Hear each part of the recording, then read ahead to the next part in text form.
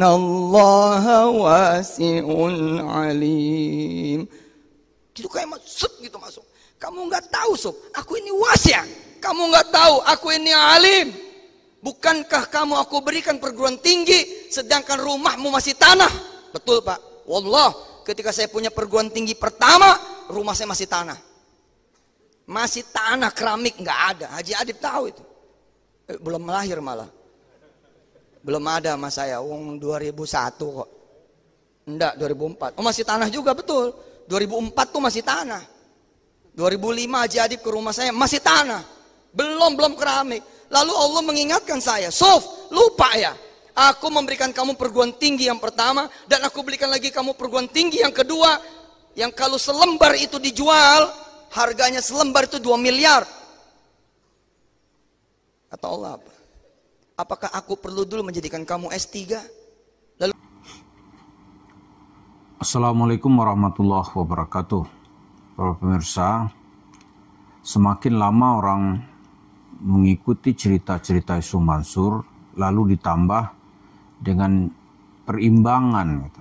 Adanya pelajaran agama Islam yang didapat dari berbagai sumber, maka orang semakin yakin bahwa seorang seperti Yusuf Mansur itu tidak ada gunanya bagi Islam.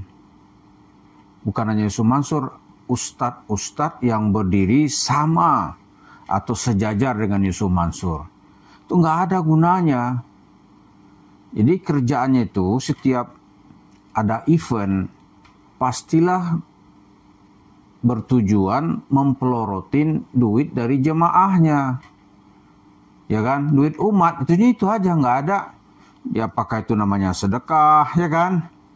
Coba lihat ya, dia pingin membangun apa rumah tahfiz, apa pesantren lah namanya gitu. Itu sebenarnya kan dalam tanda kutip gitu. Itu kan sebuah perusahaannya, sebuah perusahaan yang dihimpun dari dana masyarakat lalu menjadi milik pribadi. Pribadi itu sifatnya nanti itu. Nah setelah pendirinya ini nggak ada, ya anak-anaknya nanti berebut. Dia menjadi kelas elit sendiri yang membangga-banggakan keberhasilannya. Padahal itu tanpa umat Islam nggak ada itu. Lalu apa yang diberikan oleh Yusuf Mansur kepada pengikut atau jemaah atau katakanlah orang-orang yang bersimpati kepada dia? Yang diberikannya cerita kosong. Tidak ada yang bisa diambil manfaatnya. Coba cerita apa? Dia mendapatkan duit, tapi imbal baliknya apa? Paling-paling dia kasih Anda dapat surga, kan gitu kan? Itu aja, Anda dapat surga. Dia datang ke Hong Kong, dia pelorotin itu gaji orang gitu. Gaji yang dia peroleh dengan apa namanya bercucuran keringat, bahkan mungkin gitu ya dalam saat-saat tertentu dia mungkin dilecehkan oleh majikannya atau oleh situasinya tempat bekerja. Datanglah orang seperti Yusuf Mansur ya membawa simbol-simbol agama seolah-olah dia tuh dekat sama Tuhan gitu. Atau seolah-olah dia bisa mengkreasi masa depan gitu. Dengan bahasa-bahasa memanfaatkan keletihan moral dari sebuah masyarakat lalu dia ambil duitnya. Coba kita pikir baik-baik ya, itu penjahat nggak tuh? Ya kan? Lalu yang dia berikan apa? Cerita kosong. Omong kosong. Tapi Yusuf Mansur dengan bercerita seperti itu dia membawa uang cash. Lalu dia bercerita, cash is the king, itu kan? Dia enak sekali dia cerita itu.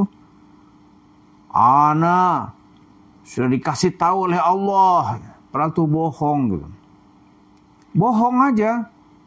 Jadi fenomena di era reformasi sampai sekarang ini, tokoh-tokoh agama itu yang dipelopori oleh Yusuf Mansur ini hanya menjual emosi dan kebohongan. Itu aja. Kebenarannya enggak ada. Cobalah dicek semua bukunya, diikuti ceramah-ceramahnya, pasti ujung-ujungnya bagian mempeloroti duit masyarakat. Tak lebih dari itu. Begitu duit dapat, ya dia lari. Pulang dia. ya kan?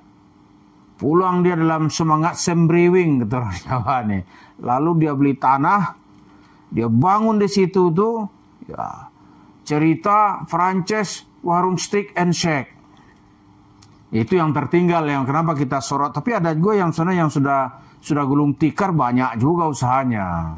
Banyak juga. Kalau mau detail ini, silakan para pendengar sekalian tanya tuh orang-orang sekelilingnya kenapa bisa gulung tikar. Yang perlu ditanya Mas Mono. Mas Mono kan kenal kan? Kenapa itu gulung tikar gitu. Ditanyain. Bukan kita menghujat ini karena kan gampang sekarang nih. Oh saya dilecehkan. Lapor kan gitu kan? Enggak, tanya aja gitu. Tapi boleh kita uji apa imbal balik dari cerita Yusuf Mansur ini. Nggak ada. Cobalah nilai baik apa imbal baliknya. Misalnya diundang ke sebuah, katakan sekarang ini, acara maulid. Ya kan, maulid. Dia ngambil duit. Ceritanya ya cerita, ya nggak ada manfaatnya. Nggak ada manfaat. Untuk kehidupan nggak ada. Apalagi untuk akhirat. Paling dia cerita nanti bagaimana menjual cerita ibunya. Gitu aja. Lalu seolah-olah ya dia dengan bercerita sedekah itu pengalaman hidupnya bisa ditularkan ke orang lain. Seolah-olah begitu. Saya demi Allah ini padahal tuh bohong semua gitu. Saya rumahnya masih WC aja nggak punya tapi sudah sedekah mobil gitu. Supaya apa? Supaya orang nanti bersedekah juga. Itu aja, nggak ada imbal balik dari ceritanya tuh. Karena itu sekarang timbul serangan balik nih dari masyarakat. Jadi kalau ada pengurus masjid misalnya, berani-berani ngundang Yusuf Mansur, wah ini musuh juga gitu. Ya kan, nah, kalau dia nggak imbal baliknya ada, paling dengan pengurus masjid itu mungkin ada. Terus panitia itu saya kira ada lah ya, adalah. Tapi bagi masyarakat yang telah berkorban jor-joran nih banyak duitnya, nggak ada. Karena itu wajar ya. Itu hampir 250 korbannya di Masjid Kota Wisata Cibubur tuh, itu melakukan serangan balik. Siap melawan Yusuf Mansur gitu. Karena sekarang yang sudah hilang dari masyarakat tuh, masyarakat sudah nggak percaya lagi bahwa dia tuh dekat sama Tuhan. Atau doanya bisa didengar Tuhan. Nggak ada. Jadi tujuannya itu datang. Ini miris juga ya. Tokoh-tokoh agama kita itu sebagian besar itu datang bertujuan mengambil uang dari masyarakat. Melalui mediasi agama gitu. Atau mediasinya itu setan. Loh apa maksudnya mediasinya setan? Ada yang bilang dia bisa mindahin setan. Ada yang bisa bilang dia bisa bernegosiasi sama setan. Kata ada yang bilang bisa melihat setan gitu. Dipindahin. Ada juga mediasinya itu cerita-cerita sufi yang nggak bisa dipahami.